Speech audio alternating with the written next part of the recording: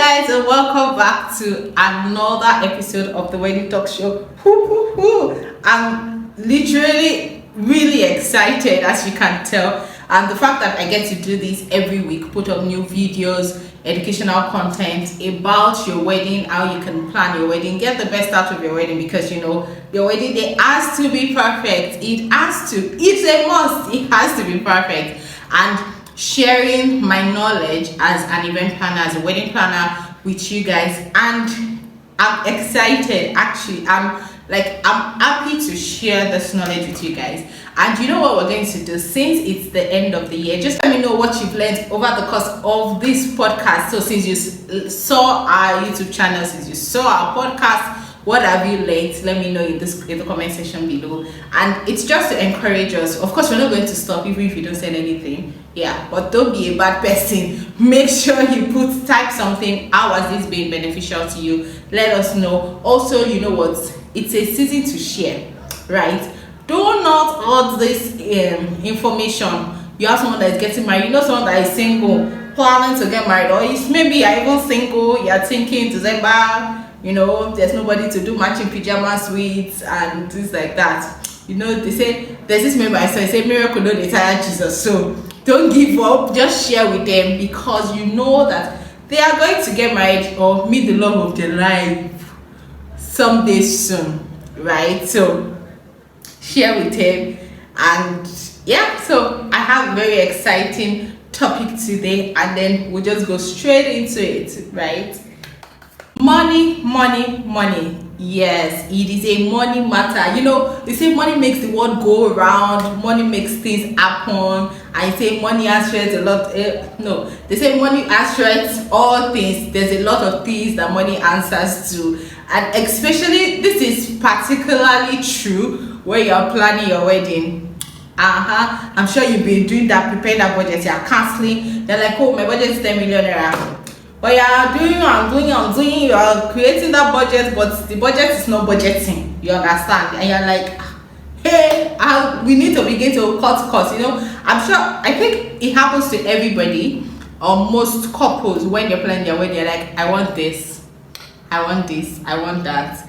And by the time you draw up, you put it up maybe in an Excel sheet, or if you're using the Perfect Wedding Planner handbook, you've written it down, and it's like, no, this thing no jello. It's not, you know, the budget is not budgeting, because it's like, where is this? I thought it was just 10 items. How come it's this money? I thought it was just, you know, a little here, a little there, a sprinkle of some extra cash, but you need to get on with this wedding. And then you're checking at, okay, so how can I save money for my wedding? I'm planning my wedding. I don't want to take, because weddings are sentimental. I mean, you get married once in a lifetime. You hope to get married once in a lifetime. And then you want to ensure that that day, the memories you're able to create on that day outlive you. You share with your friends, you share with your families, you share with your children yet unborn, your grandchildren, great-grandchildren. So you want to make sure that you get the best out of it, right? So as there's now constraints regarding budgets, regarding the amount of money you have to spend for the wedding, what do you do? How do you save costs? And that is what I'm going to be talking about. I have like many things or many ways for you to save costs, so just stick around. If you've not subscribed to our channel, this is the right time for you to do that. Make sure you do that now. Hit the bell notification button so you get notified every time we post a new video. So number one tip is consider other days of the week. So apart from your regular weekend, if you're in Nigeria, most event centers, because Saturdays majorly are like peak periods, you know that even if I don't sell this venue out, there's a very high chance that 1 month, 2 months before that day, I'm going to sell out the Saturday. So if you're thinking about, oh, okay, so how do I cut costs? Think about other days of the week, particularly Mondays to Thursdays. You can get cheaper deals with event centers. They give you, because they give you the consensus, you know, it's better to have a client than have the all empty on that day. So consider other days of the week. That is the first step. Number two, and that is hire a wedding planner. I know for a lot of people, it sounds counterintuitive because they're like, event planners are not cheap, they are not cheap. I'm seeing bill and I'm like, can't I rugged this? Can't I just rough it and plan this thing myself? But the truth of the matter is that apart from the fact that you're getting professional service, apart from the fact that, I mean, wedding planners, it's a no-brainer for me. Like, just hire a wedding planner. They help you keep your budget. They help you stay on track with your budget. They can get the best deals. They know how to negotiate things for you. You understand? So it just makes sense to get the services of a wedding planner to save costs for your wedding. Another way to save cost on your wedding is, you know what? Skip the hard copy invitation. I know you want to send out invitations and things like that, but you know what? I mean, we're in social media age. Half of the people, sometimes you have people, couples that print these wedding cards and they don't even get to distribute it. You understand? Because somebody is in the US, somebody is in Canada, somebody is in Kogi, somebody is in Lagos, somebody on the island, another person is in Ikeja. Like, people are all over, your guests are all over the world, and you're thinking there's this logistics part of, okay, so how do I distribute it? Sometimes you say, even if you're doing, sometimes people consider, or you say, oh, I need to have invitation cards because I'm doing strictly by invitation. I want to ensure that everybody knows. But the truth of the matter is, even if you're doing strictly by invitation, I mean, you can send 8 copies of your invitation card. So how is a graphics designer design something, or this invitation invites one only? In fact, you can even go the extra step to include specific names on your invitation cards. Share it on WhatsApp, send it to their emails. You would save costs on the printing cost, printing your invitation card, and you get the best. You get what you want. It serves its purpose. So I mean, that's a good deal. How you save costs ditching your invitation card is have a website. So have a website, your wedding website. Refer all your guests, especially the younger ones, refer them to the website. Or RSVP, you have information about the website, how we met, what's the wedding plan. All of those things would be on your wedding website. So you save cost. You don't have to print it looking for auntie, mommy Kayode, me tell mommy mo ṣe fẹ́ send the wedding card yẹn sí invitation card ó ti ready, okay. And then you think about bóyá Bọ́lá wá gbà lẹ́ni kò ní gbà lọ́la, a dispatch rider, all of those things, spending extra cost to actually like distribute it around to all your guests. Save that cost, and you know you can add it to something else, right? Yes. Number 3 way to save cost on your wedding is to repurpose your furniture. For most event centers in Lagos, I know that newer ones are beginning to add particular chairs to their wedding, to the all package. So you have, oh, okay, you can get this number of chairs, you can get this number of Chivari chairs, it comes with this number of Dior chairs and things like that. Because gone are the days where we use banquet chairs. Like, anybody that use banquet chairs now, you're like, why? Like, why? Please, why? But for your wedding, gone are the days we use those type of chairs. So if, for example, you have an all-in-one wedding, so maybe your traditional wedding or your church wedding, the vow ceremony, it's in the same location, then you repurpose the furniture. So you can take from the chairs, the number of chairs that has been given to you, or the number of chairs you're renting, use it for your vow ceremony. After the vow ceremony, have a break in between, maybe like a cocktail hour and things like that. Get people that will take the chairs back, so you don't have to rent multiple chairs or multiple furnitures for the same event. It will help you save cost, and that also leads to, you know what, why not have everything at the same venue? Yes, it makes sense, especially if you're doing like a one-day event. Do everything, your traditional wedding, your church wedding, and then your reception at the same location, so that you have the logistics of transporting from one location to the other is lesser. You can book your hotel closer to that venue, so that people don't have to be running around. You know how you're not bringing somebody from 3 hours, you know, and especially if you're not in Lagos, Lagos traffic. Say on your wedding day, be like, you can't even vex because you're seeing the map everywhere is red, and And you're like, what happened? What happened? Lagos traffic, some of them are predictable, some of them are not predictable. Like, you just pass now, another person's coming behind you, and the person is using 30 minutes in a 5-hour drive. Sorry, 5 minutes drive. I'm like, what exactly is going on? But I mean, it's the city of Lagos, the state of excellence.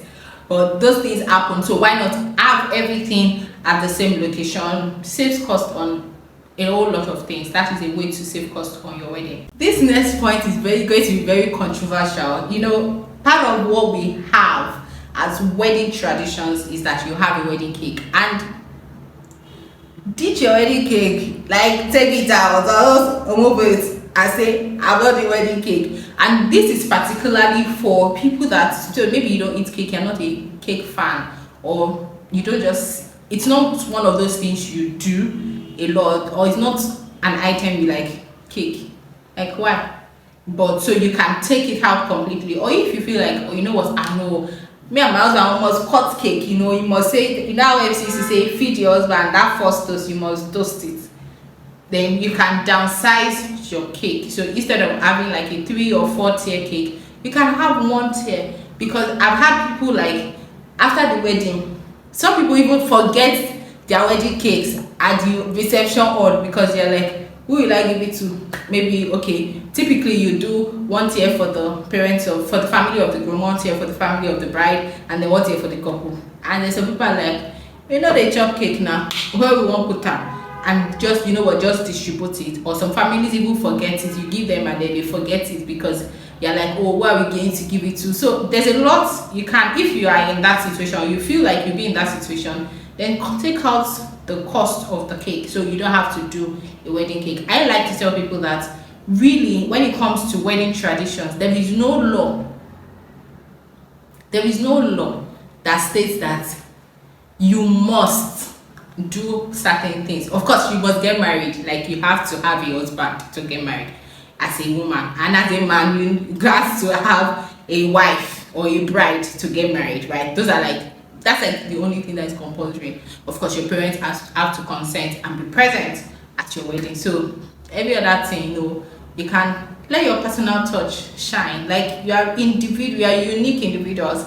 Let your uniqueness shine. So you can either take out the cost of the cake or downsize the cake. And then in terms of the appearance of the cake, one of the things that, apart from the design, when you have fondant cakes are typically more expensive than your regular buttercream cakes and things like that. So you can think about the design. Maybe you have a budget in mind, you can downsize that budget and then work with your baker to say, okay, this is my budget, what can it achieve? So you can take out the fondant cake, have something really nice that doesn't have to be expensive, because I mean, at the end of the day,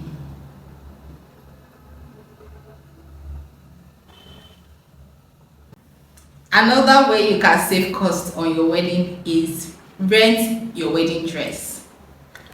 Yes, I know. You want to be the first person to put on the dress. Of course, even me, I'm not sure that I would want to wear a dress that somebody else has put on. But there are vendors. There are actually vendors that rent out dresses, and then they allow you be the first person to put it on. So you pick the dress and you pay less, or rather you pay a particular percentage for the cost of the dress, and then, you know, they have terms and conditions. You be the first person to put it on, you pick the type of dress you want, and then you don't spend the whole cost. Of course, with that kind of wedding dress, you will not get something really custom made, right? If you don't mind. So you can save cost on your wedding dress, rent your wedding dress. If it's a traditional outfit, you're in Nigerian, and with Nigerians, we do our traditional wedding because that's like our culture. That's like our culture. That is what we do in the country, in and out of the country, actually. That's what represents us. And for traditional weddings, of course, I wouldn't even advise that you go and rent traditional wedding dress, because there's just this thing with traditional wedding dresses. Like, you can pick the style, you can pick the, especially for Yoruba people, you can pick the colors, you can pick how it is combined. Like they make it from scratch, like your actual case, like you from beginning, you get that kind of thing. So it's just like, but of course you can still save cost in terms of the design, in terms of the tailoring. You can decide to pick a tailor or a designer that is not as expensive as particular ones, good ones. So before you got a wedding dress and then say, please give us, you better go, how far your emergency kit, bring it, this has a problem, there's an issue with this place. Oh yeah, needle and thread, sharp on the wedding day. Of course you don't want that, so you have to get a good wedding planner. Don't, in the bid to save costs, skimp on particular things. You need quality over quantity, right? Yes.